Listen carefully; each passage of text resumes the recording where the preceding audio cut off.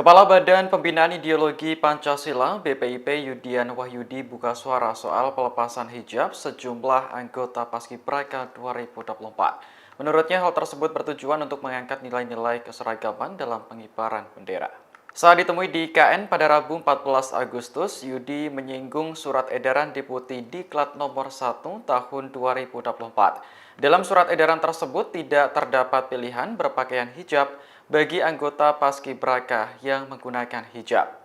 Yudi pun menjelaskan penyeragaman pakaian berangkat dari semangat Bhinneka Tunggal Ika yang dicetuskan oleh Bung Karno. Namun ia memastikan bahwa pelepasan hijab oleh anggota Paskibraka dilakukan secara sukarela. Mereka telah memberikan tanda tangan di atas materai 10.000 dalam surat kesediaan mematuhi aturan. Yudi menegaskan pelepasan hijab hanya dilakukan saat pengukuhan dan pengibaran bendera merah putih saja. Dalam kesempatan lain, paskibraka yang berhijab bisa tetap mengenakan hijabnya.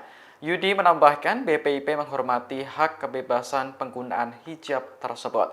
Ia pun menyampaikan permintaan maaf kepada masyarakat Indonesia atas pemberitaan yang berkembang.